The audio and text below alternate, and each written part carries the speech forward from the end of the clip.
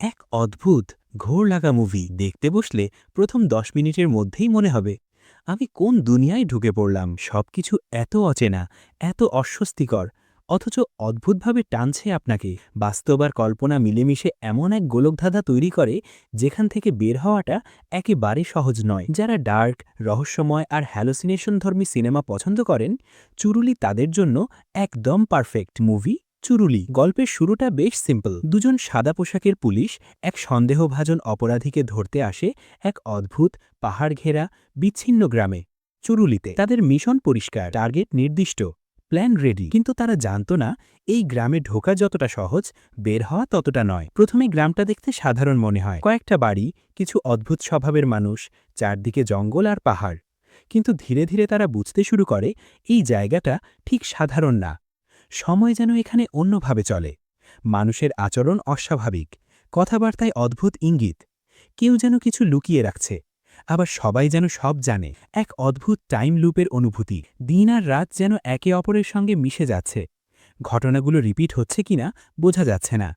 কিছু চরিত্র যেন আগেও দেখা, আবার নতুনও। দর্শক হিসেবে আপনার মাথায় তখন একটাই প্রশ্ন ঘুরবে, এটা কি সত্যিই ঘটছে, নাকি এটা কারো মনের ভিতরের জগৎ, নাকি পুরো গ্রামটাই একটা প্রতীক? এই সিনেমা সরাসরি উত্তর দেয় না, বরং প্রশ্নের পর প্রশ্ন ছুড়ে দেয়। যারা মাইন্ড বেন্ডিং সিনেমা ভালোবাসেন তারা হয়তো মনে করতে পারেন টেনেট, দ্য লাইট হাউস অথবা ট্রায়াঙ্গেল এই সিনেমাগুলোর মতোই এখানে বাস্তবতার ধারণা বারবার বদলে যায়। তবে একটা জিনিস মনে রাখবেন, এটা কোনো সাধারণ থ্রিলার না।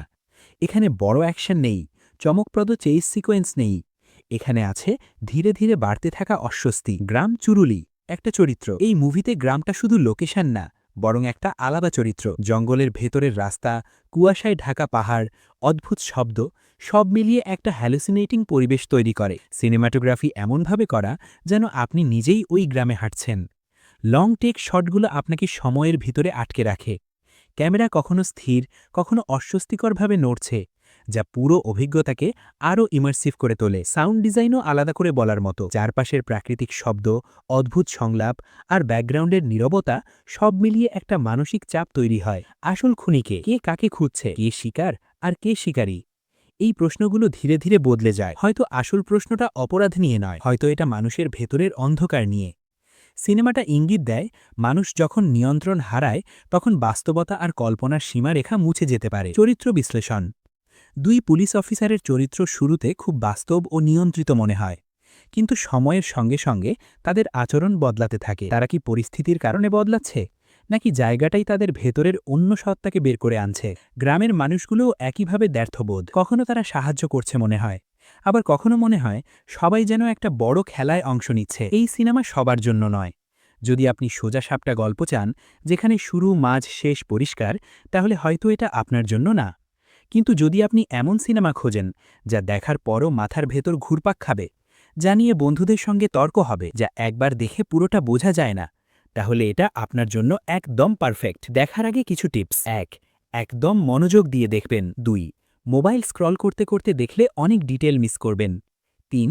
সম্ভব হলে রাতে শান্ত পরিবেশে দেখুন, অভিজ্ঞতা আলাদা হবে। শেষ কথা, এই সিনেমা আপনাকে সব উত্তর দেবে না, বরং আপনাকে প্রশ্নের ভেতর ফেলে দেবে।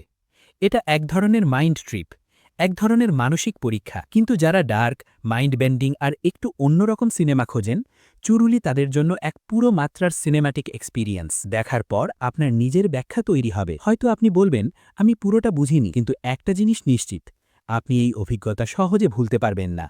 এমন দুর্দান্ত সব ডার্ক, থ্রিলার আর মাইন্ড বেন্ডিং মুভির আপডেট পেতে সাবস্ক্রাইব করুন আমাদের YouTube channel the world of movies.